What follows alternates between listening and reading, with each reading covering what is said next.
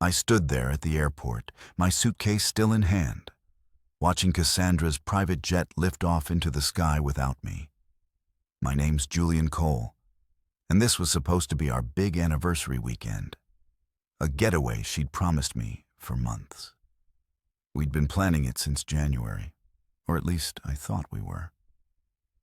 I'd packed my best shirts, even bought a new camera lens to capture the moments I imagined we'd share. But there she was, laughing with her glossy posé of assistants and friends, all decked out in designer sunglasses and heels that clicked like they owned the world. "This is a girl's trip now," she'd said, tossing me that smirk of hers, the one that always made me feel like I was the punchline to a joke I didn't get. I could have yelled, could have made a scene right there in the terminal, but I didn't. I'm not the begging type. Her laughter echoed in my head as I turned on my heel and walked straight to the first-class desk.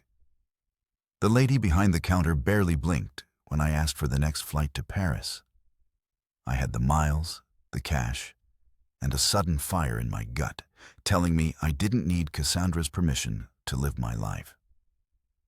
Within an hour, I was buckled into a plush seat, sipping a coffee as the plane taxied down the runway.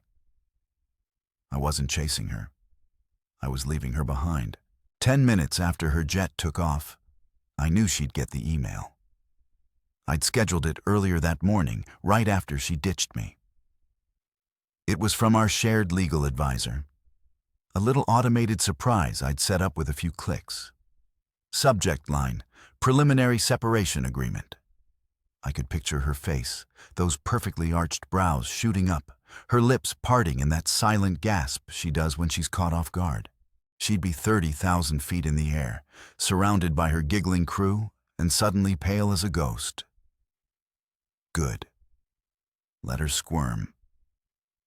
By the time my plane touched down in Paris, my phone was already buzzing like a beehive. I didn't even check it.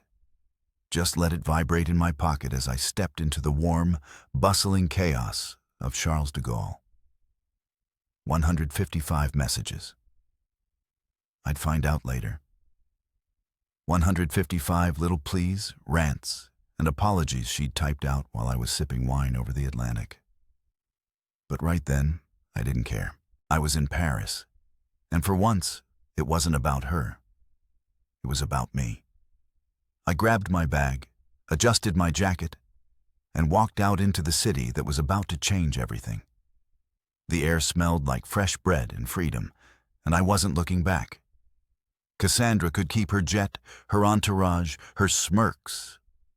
I had a ticket to something better, and I wasn't waiting for her to sign off on it. This was my runway now, and I was taking off. I settled into my first-class seat, the hum of the plane's engines vibrating through me as we climbed higher over the Atlantic.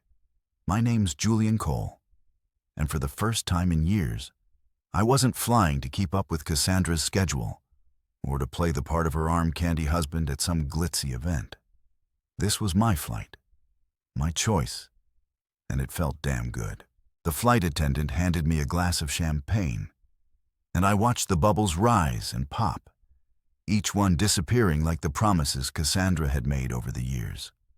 We'd started out as partners, equals, I thought, building her luxury tech brand from late-night brainstorming sessions in our cramped apartment.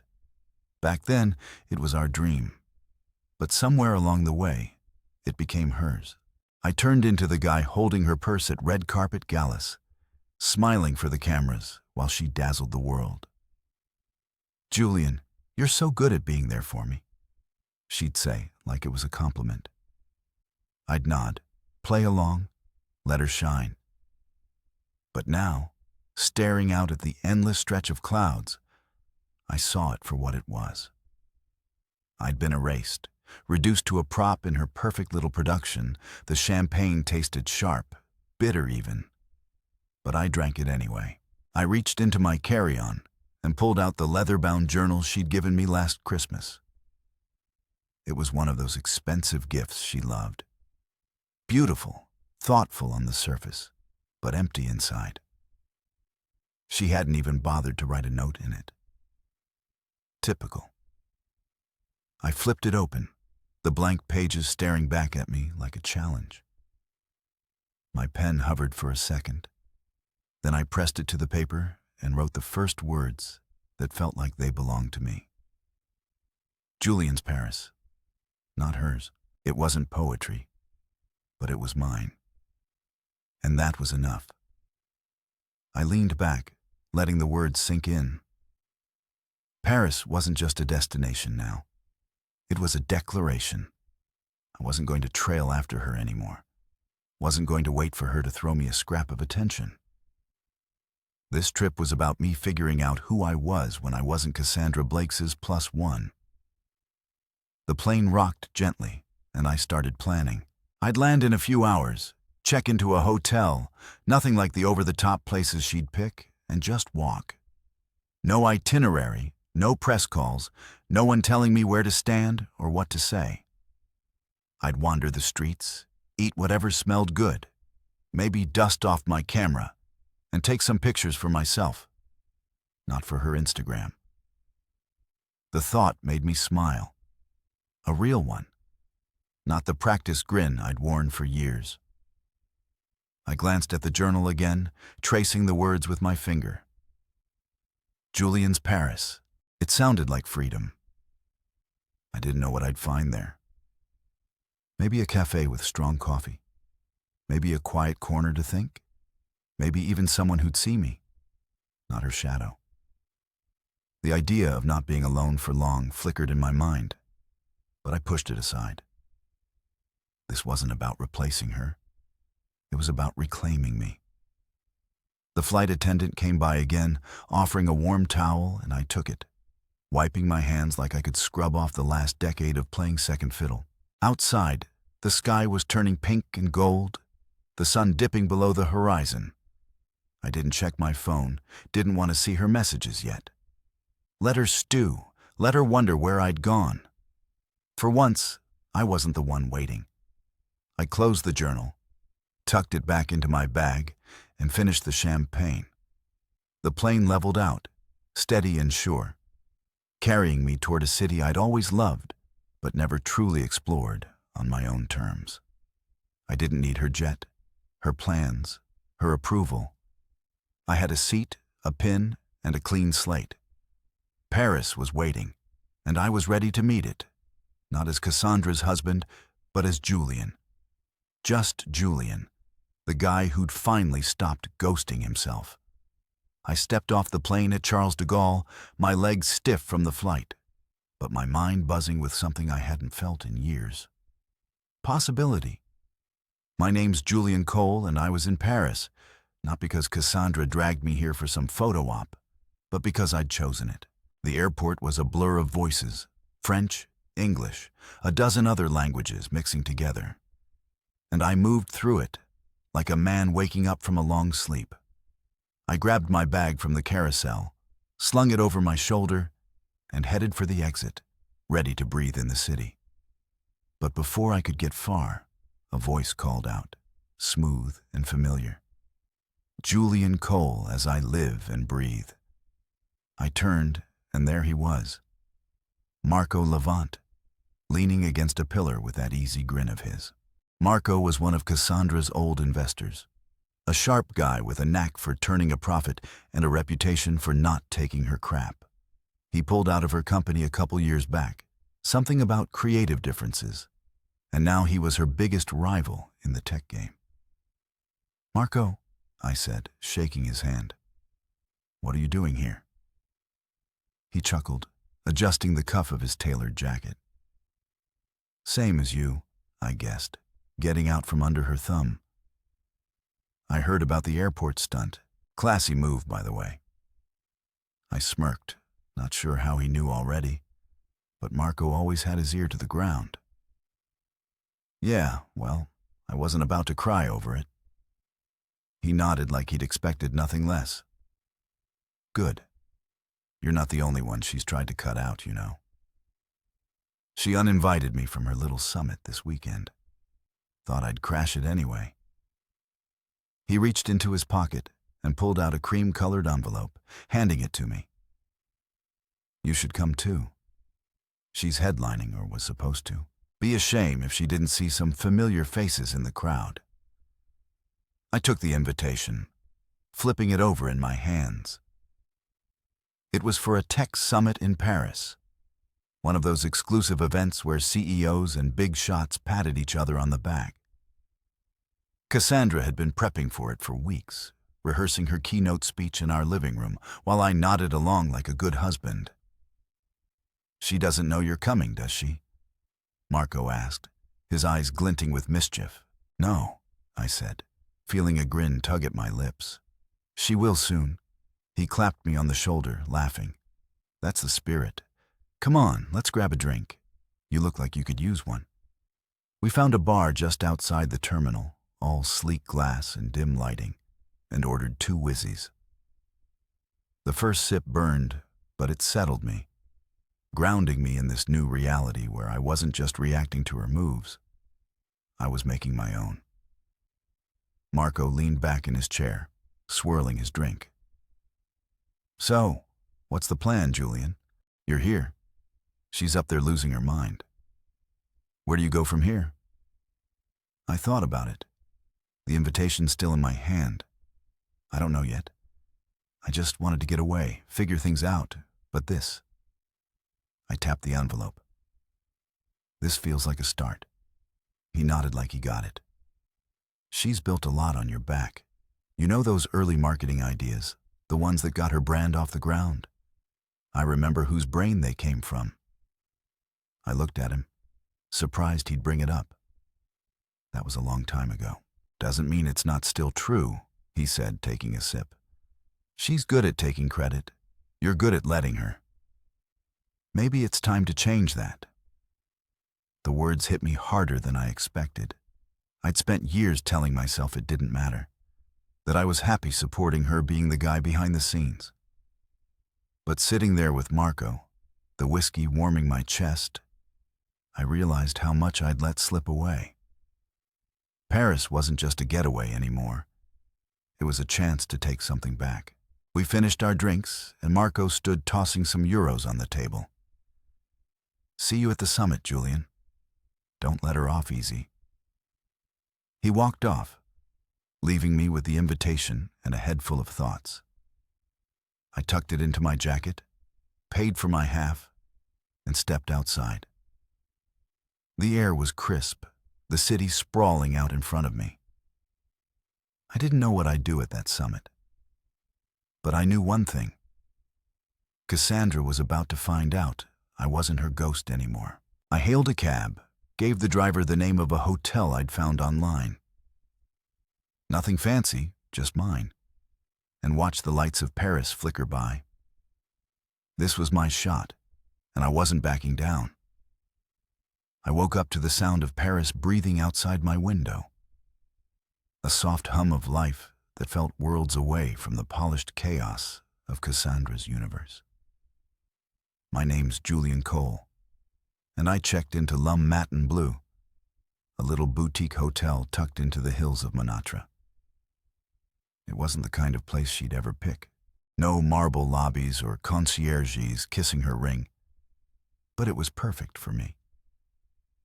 The room was small with creaky wooden floors and a view of cobbled streets winding down into the city. I didn't need a penthouse to feel alive here. I pulled on a jacket, grabbed my camera, and headed out, letting the morning air hit me like a reset button. The streets were narrow, lined with old stone buildings and flower boxes spilling over with color. I walked without a plan, something I hadn't done in years. With Cassandra, every trip was a mission. Schedules, meetings, photo ops. But today, I was just a guy with a camera, wandering through a city that didn't care who I was married to. I stopped at a cafe, the kind with wobbly tables and waiters who didn't rush you. The coffee was strong, the croissant flaky and warm. And I sat there watching people go by, artists with sketch pads, old men with newspapers, kids chasing pigeons. No one asked me about her latest product launch or told me to smile for a picture. It was just me in the moment, and I felt my shoulders loosen for the first time. in forever. After breakfast, I headed toward the art district. The camera slung around my neck like an old friend I'd forgotten I had. Photography used to be my thing back before Cassandra turned it into a punchline. "It's a cute hobby, Julian," she'd say, like I was a kid playing with toys. I'd stopped bringing it up, stopped carrying the camera unless she needed a shot for her feed. But here in Paris, I lifted it to my eye and started snapping street corners, cracked walls, a woman selling flowers from a cart. The world looked different through the lens, sharper, like I could hold on to it instead of letting it slip through my fingers. A couple of locals noticed. An older guy with a beret and a woman with a scarf tied just so. "You're a photographer?" the guy asked, his English rough but friendly. "Just for fun," I said, lowering the camera. "Beautiful city you've got." He grinned, proud, and they started asking about the gear, the shots I like to take. Not once did they mention Cassandra or her brand. It was like I'd stepped out of her shadow and into my own skin. That night, I followed a flyer I'd seen pinned to a cafe wall, some rooftop exhibition in the neighborhood.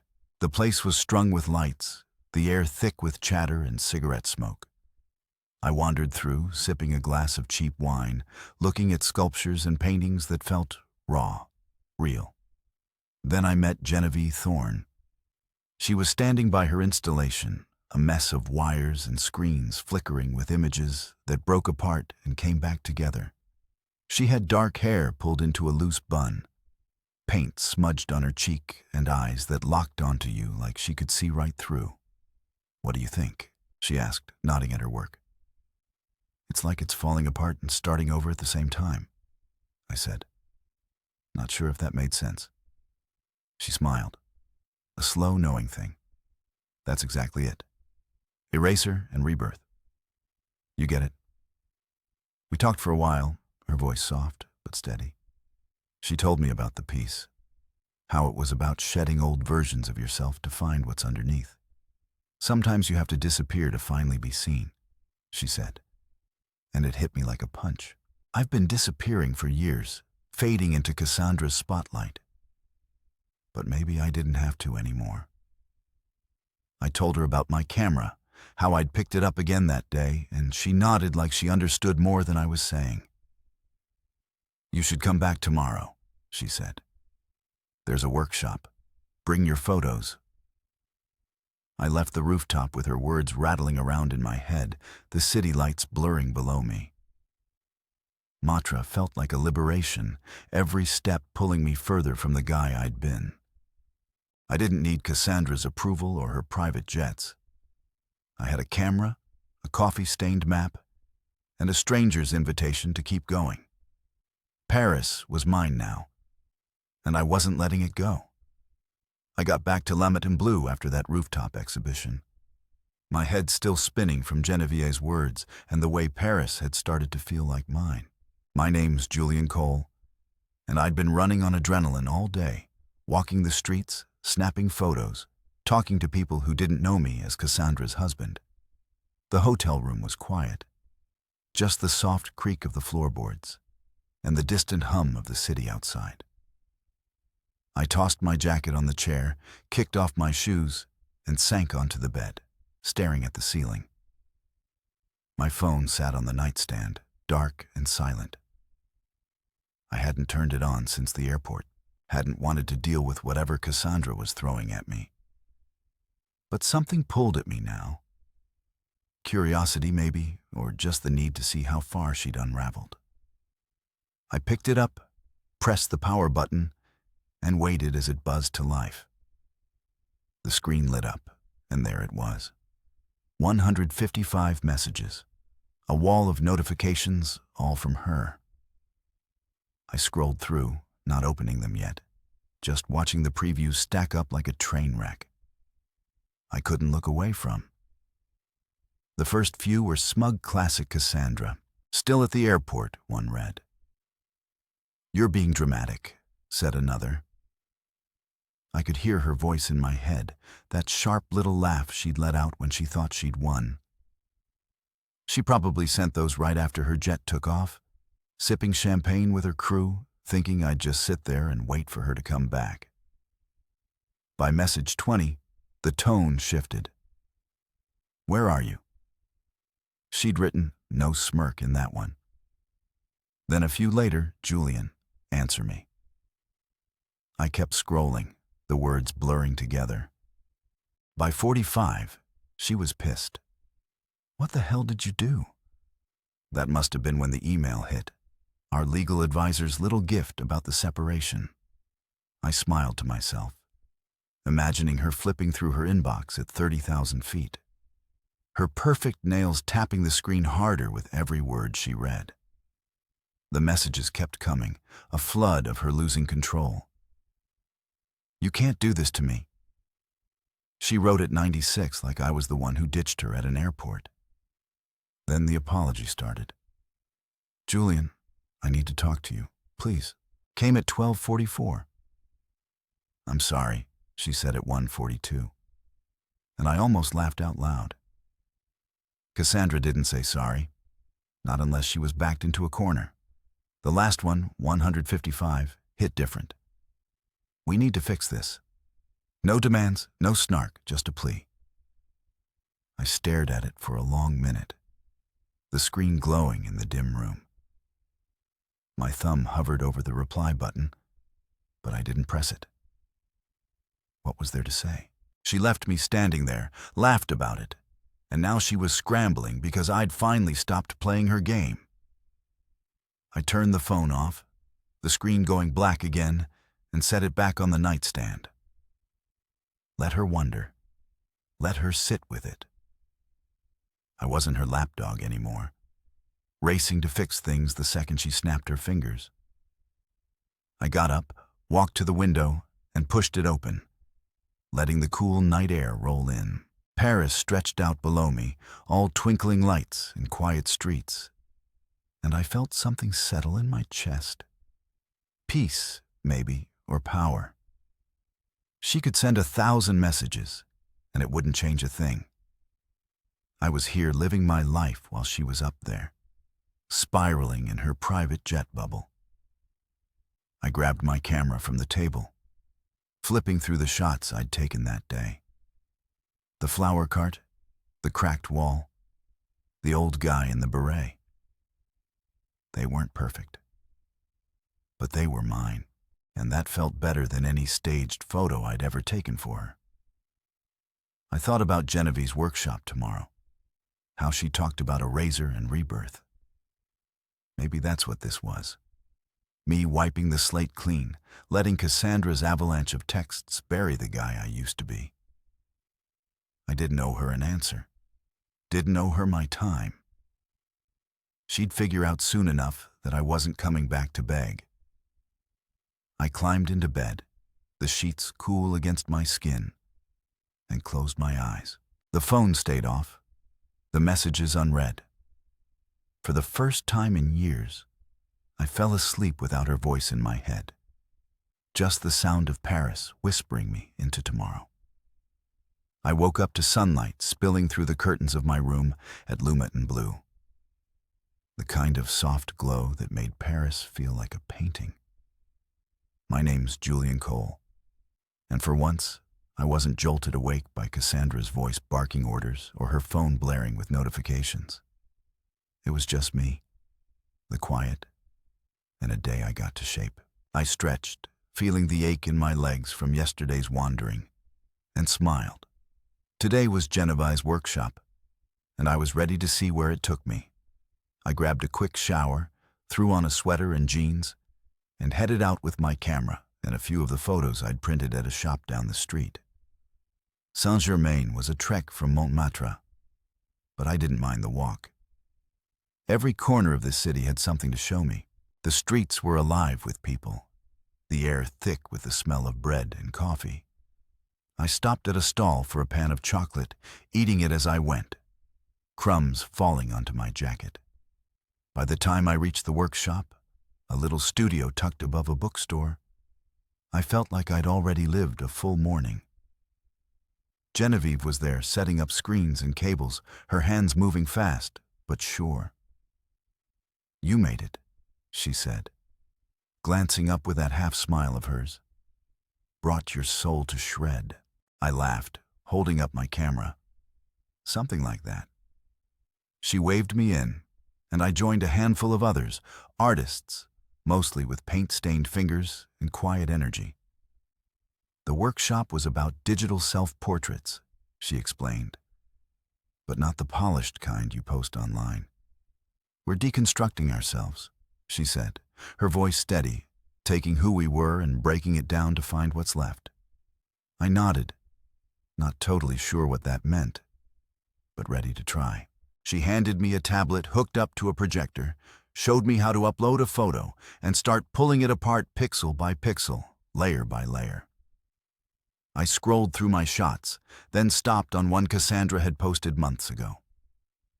It was us at some gala, her in a glittering dress, me half-cropped out of the frame, smiling like an afterthought.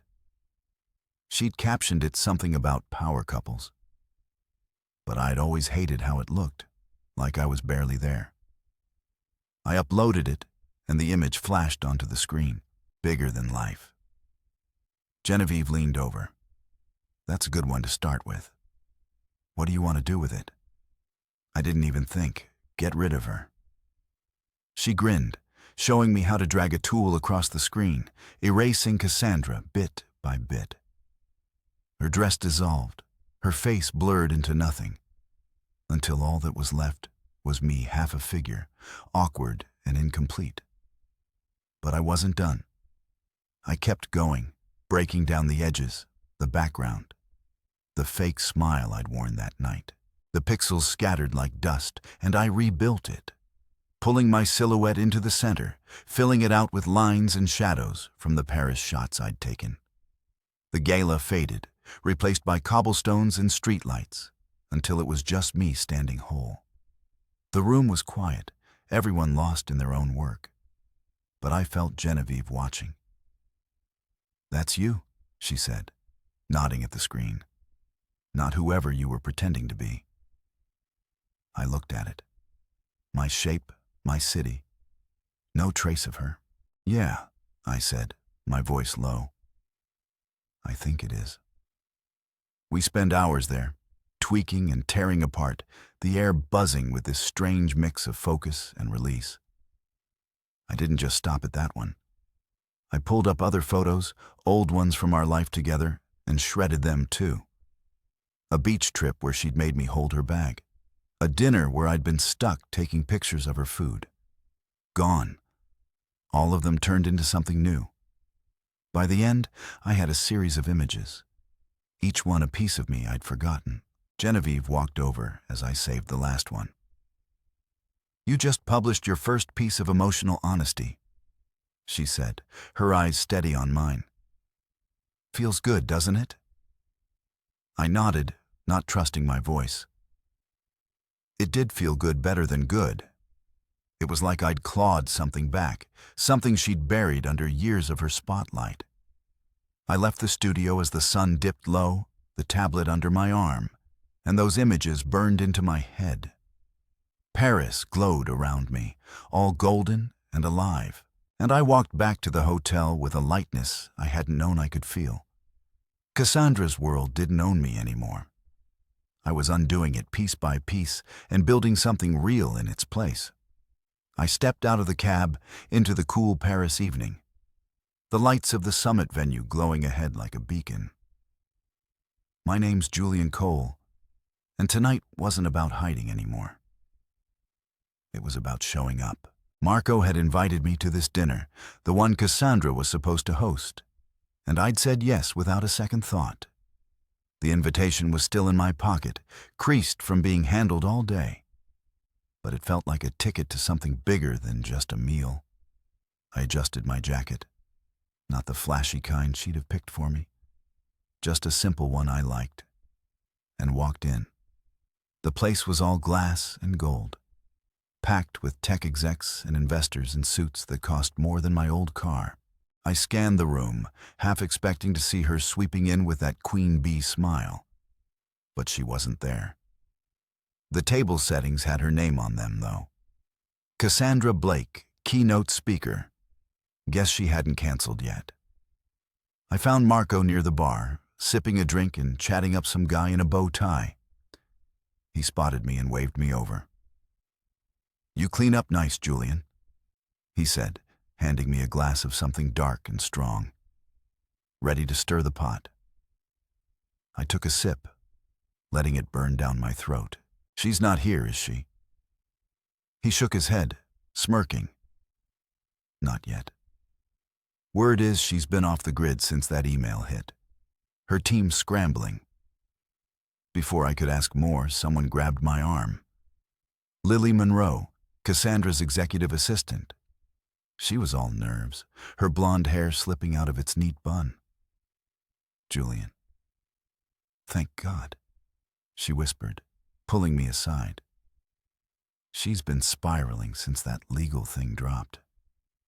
She hasn't told anyone why she's not here tonight. I raised an eyebrow, keeping my voice steady. "That's her mess to explain, Lily, not mine." She blinked like she hadn't expected that. "You're not worried?" "No," I said, smiling just enough to throw her off. "Let her tell her story. I'm telling mine." Lily stared at me, then nodded slowly, backing off as the crowd started moving toward the tables. I found my seat. Marco had made sure I wasn't stuck in the back and settled in, the buzz of the room washing over me. The keynote was about to start, some stand-in guy fumbling through notes when the MC stepped up instead. "Ladies and gentlemen," he said, voice booming. "Before we begin, let's acknowledge someone in the room. Julian Cole, the man behind the original marketing concept Cassandra Blake built her empire on without credit." The air went still, heads turned, eyes landing on me. I froze for a second, the glass halfway to my lips, then set it down as the gas rippled through the crowd. Marco leaned over, grinning. "Told you I'd stir the pot." Silence hung heavy, then someone clapped, slow at first, then faster, until the room broke into applause. I stood nodding, not sure what else to do. The MC kept going, talking about innovation and unsung heroes, but I barely heard it. My heart was pounding, not from nerves, but from something else. Relief, maybe, or vindication. For years, I'd let her take the credit. Told myself it didn't matter as long as the company thrived. But it did matter, and now everyone knew it. The dinner rolled on, plates clinking, voices rising, but I felt like I was floating above it. People came up after shaking my hand, asking questions about those early days. "You're the real deal," one guy said, a tech blogger I recognized. "She never mentioned you." "She didn't have to," I said, keeping it light. I was there anyway. Marco caught up with me later as the crowd thinned. "You handled that like a pro. She's going to hate this." "Good," I said, meaning it. "Let her." We stepped outside, the night air sharp against my skin. I didn't need her here to feel the weight of this moment. The applause still echoed in my head, not just for what I'd done, but for what I was doing now. Standing up, stepping out. Lily's words stuck with me, though, spiraling. Part of me wondered what Cassandra was doing right then. Pacing some hotel room, yelling at her phone, trying to spin this. But I didn't linger on it. This dinner, this night, it didn't need her. I'd walked in alone and walked out taller. Paris had given me that, and I wasn't giving it back. I walked along the Seine the next evening, the water reflecting the city lights, like a mirror cracked with gold. My name's Julian Cole, and I was still riding the high from that summit dinner. Those gasps, that applause, the way people looked at me like I was someone worth seeing.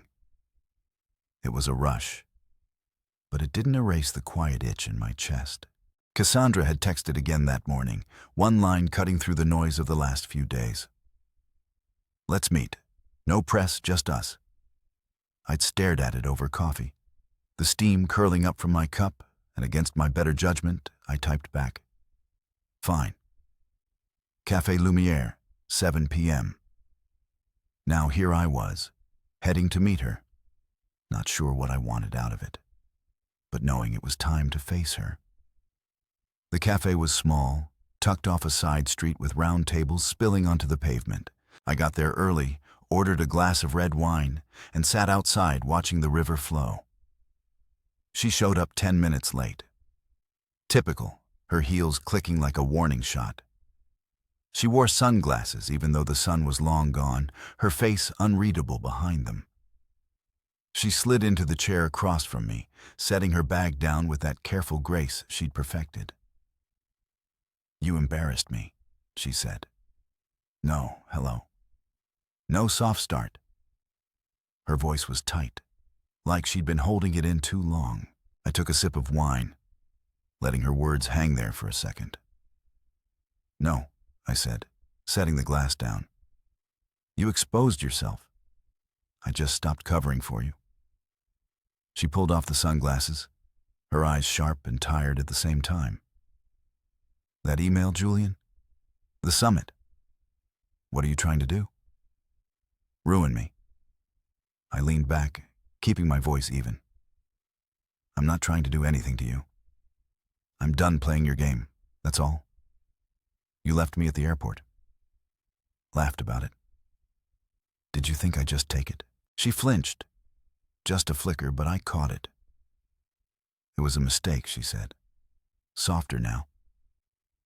"I got caught up with the girls. The trip, it wasn't supposed to be like that." "But it was," I said, "and it's been like that for years. Me waiting, you deciding. I'm not your prop anymore, Cassandra." She stared at me, her fingers tapping the table, that nervous habit she hated admitting she had. "So what? You're just walking away after everything we built." "You built it," I said, and it felt good to say it out loud. "I helped.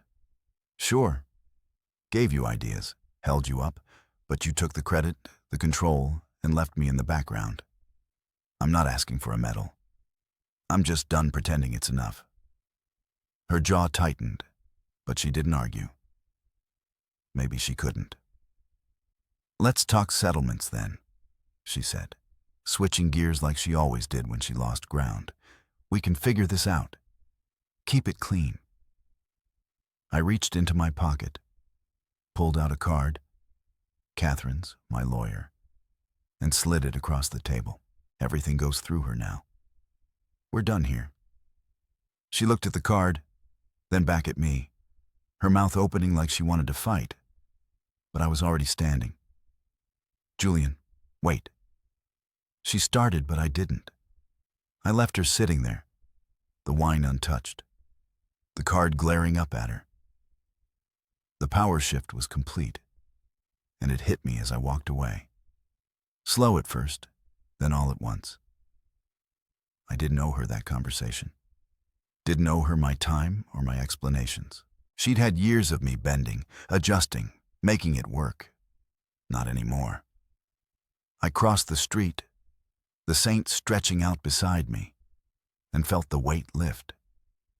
This wasn't her choice anymore. It was mine, and I'd made it. I kept walking, the city folding around me like a friend. Paris had given me a voice, a spine, and I wasn't handing them back. She could sit there all night plotting her next move, but it wouldn't change a thing. I was free, not just from her, but from the version of me I'd let her shape. The river flowed on, steady and sure, and I matched its pace, my steps lighter than they'd been in years. I woke up the next morning with the sun sneaking through the blinds of my room at Lumat and Blue, a quiet energy buzzing in my chest. My name's Julian Cole, and after last night, leaving Cassandra at that cafe table, her voice fading behind me, I felt like I'd finally cut the last thread tying me to her world. I didn't check my phone. Didn't care if she texted again. Today wasn't about her. It was about me, and I had an idea brewing. I grabbed a coffee from the hotel's little kitchen, the bitter taste waking me up as I sat by the window, watching Monacra stretch awake. The streets below were already moving, vendors setting up, people shuffling to work. And I thought about those photos I'd taken, the ones I'd reworked with Genevieve. They weren't just pictures anymore. They were pieces of me, raw and real. What if I showed them not to Cassandra, not to prove a point, but for myself? I pulled out my notebook, scribbling down thoughts. Gallery, exhibit, Paris. By the time I finished my coffee, I had a plan. I called Genevieve, catching her just as she was heading out. "Hey, it's Julian," I said, pacing the room. "You know anything about renting gallery space?" She laughed, that easy sound that made everything feel possible. "You're serious?" "Yeah, I know a spot near Luray. Small, but it's got character." "What are you thinking? An exhibit?" I said, the words solidifying as I spoke. "Those portraits I did at the workshop, plus the street shots from this week. I want to put them up." She didn't hesitate. "I'm in. Meet me there in an hour." I hung up, grabbed my camera and the printed photos, and headed out. Le Marais was a maze of narrow streets and old buildings alive with galleries and cafes. The space Genevieve found was perfect. White walls, worn wooden floors, a big window letting in light. The owner, a gruff guy named Pierre, agreed to a short rental, muttering about crazy artists, but handing me the keys. Genevieve showed up with a toolbox and a grin, and we got to work. We hung the photos, my silhouette against Paris streets, the fragmented gala shot, the flower cart lady mid-laugh. I called it Uncropped, a name that felt right, like I was finally stepping into the frame. We worked all day adjusting frames, tweaking the layout until it looked like something real. By the next afternoon, we opened it up. Nothing fancy, just a sign out front and word of mouth. People trickled in, locals mostly, then some tourists, their voices bouncing off the walls as they looked at my work. I stood back watching them linger. Point talk. A woman in a red coat bought the flower card shot, saying it reminded her of her grandmother. A guy with a beard asked about the tech behind the digital pieces. It wasn't a mob, but it was enough. 2 days later, every print was sold. I couldn't stop smiling. Marco dropped by that second night, his suit sharp as ever. "Congratulations," he said, handing me a beer from a nearby bar. "You're a hit. By the way, she's been trying to buy back your shares in the company." I told her too late. I laughed, clinking my bottle against his. "She can keep scrambling. I'm good here." He nodded, looking around. "This is you, Julian, not her shadow. You should see her face when she hears about this." I didn't need to. I could picture it. Those perfect brows furrowing, her lips pressing tight.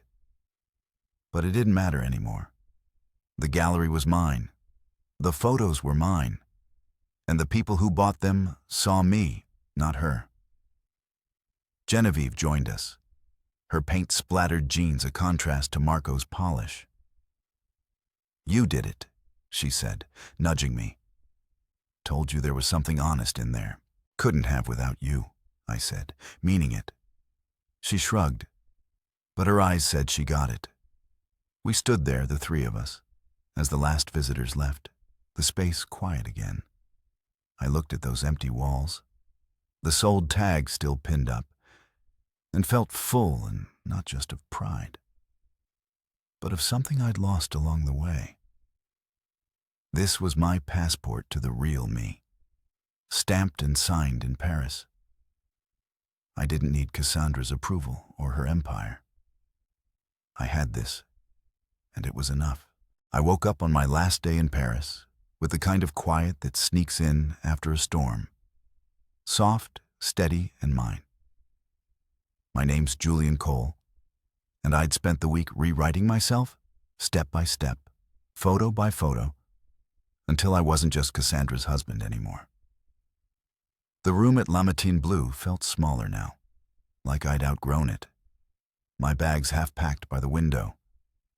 I didn't know where I'd go next, back home maybe, or somewhere new. But I knew I wasn't the same guy who'd landed here. I grabbed my phone off the nightstand, the screen lighting up with one new message. It was from her, sent just after midnight. "Do you still love me?" I stared at it, the words sharp against the soft morning light. Cassandra, always cutting to the core when she was desperate. I could see her typing it, probably alone in some hotel suite, her nails clicking on the screen, waiting for me to cave like I always had. My thumb hovered over the reply button, a dozen old habits tugging at me. Say yes, smooth it over, give her something to hold on to. But I didn't. I pressed delete, the message vanishing like it had never been there, and set the phone down. No response, no punctuation, just peace. I didn't owe her an answer anymore. I got up, pulled on a sweater, and headed out. The city calling me one last time. The streets of Monroe were waking up, bakers hauling trays, kids laughing on their way to school. And I walked with no rush, letting it all sink in. Paris had given me more than I'd expected. A camera rediscovered, a gallery sold out, a spine I'd forgotten I had. I ended up at a bookstore cafe near the Seine, a little place with mismatched chairs and shelves packed tight. I ordered a coffee, grabbed a new journal from the racked plane, no leather, nothing fancy, and sat by the window, the river glinting outside. The pen felt good in my hand, steady like it belonged there. I opened to the first page and wrote, "Julian Cole, artist." No longer Cassandra's +1. No longer stranded, just flying. The words came easy. No hesitation, no second guessing. It wasn't a grand story, just a start. But it was mine. I sipped the coffee, the bitterness grounding me, and watched the water flow. People moved past, tourists with maps, locals with bags of bread. And I didn't feel invisible anymore. I thought about the week. Marco's grin at the summit, Genevieve's quiet push at the workshop, the gallery walls bare from sold prints. They'd seen me, not her shadow, and that was enough to carry forward. My phone buzzed once, twice, but I didn't check it. Let her send whatever she wanted. Apologies, threats, more questions. It didn't matter. I'd said everything I needed to by walking away, by building something here. The cafe filled up, voices blending into a hum, and I kept writing ideas for photos, places I might go, things I wanted to see through my lens. The pages filled fast, each one a step away from the guy who'd stood at that airport, suitcase in hand, watching her jet take off. I didn't hate her, I realized, finishing my coffee. I didn't even miss her. She was just a chapter ending. And this journal, this city, this me, was the first page of something else. I paid the bill, tucked the journal under my arm, and stepped outside. The air was crisp, the Seine steady beside me. I walked along it, my boots tapping the pavement, and felt the weight of her final message lift completely. No, I didn't still love her. Not the way she meant, not the way that kept me tethered. I loved this instead. The freedom, the quiet, the man I was becoming. I stopped at a bridge, leaned on the railing, and watched a boat drift by. Paris stretched out around me, its lights flickering on as the day faded. I'd fly out tomorrow, but I wasn't leaving empty-handed. I had a new story, a first chapter written in my own hand, and that was more than enough to take with me. I stood on that bridge over the Seine, the cold metal of the railing pressing into my palms, and watched the boat disappear around a bend. My name's Julian Cole, and this was my last night in Paris, a city that had taken me apart and put me back together in ways I hadn't seen coming. The air was sharp now, the kind that bites at your nose, and the lights along the river flickered like they were winking at me. I wasn't ready to leave. Not really. But I knew I couldn't stay forever. Tomorrow I'd fly out back to a life I'd have to figure out from scratch. But tonight was still mine. I pulled my jacket tighter and started walking again. No plan, just the urge to soak up every last second of this place. The streets were quieter now, the crowds thinning as the city settled into itself. I passed a guy playing an accordion, the notes slow and heavy, and tossed a few coins into his hat. He nodded, not breaking the tune. And I kept going, the music following me like a shadow. I thought about that journal in my bag, the one I'd started at the cafe, the words I'd written, Julian Cole, artist. It still felt strange calling myself that. But it fit better than Cassandra's husband ever had. I wonder what she was doing right now. Probably back home by now, pacing our old living room, yelling at Lily or her lawyers. That last text of hers, "Do you still love me?" kept popping into my head. But not because I wanted to answer it.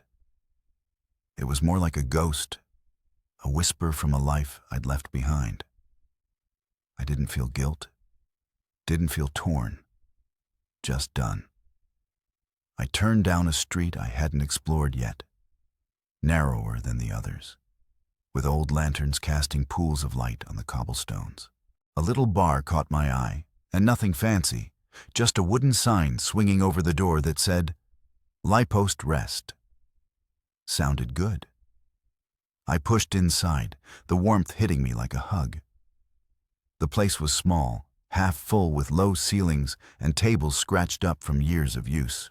I ordered a whiskey at the counter, the bartender pouring it without a word, and took it to a corner by the window.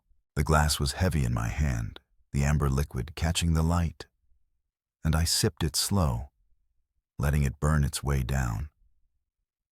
A guy at the next table was sketching on a napkin, his pencil scratching quick lines, and I watched him for a minute, feeling that it's to pull out my camera. I didn't, though. Just sat there soaking it in. Then the door creaked open and Genevieve walked in. She spotted me right away, her dark hair loose tonight, a scarf dangling from her neck. "Fancy meeting you here," she said, sliding into the chair across from me without asking. "Thought you'd be packing." I smiled, setting the glass down. "Thought I'd say goodbye to Paris first." "What about you?" She shrugged, ordering a wine from the passing bartender. "I live here, but I like this place. Good for thinking."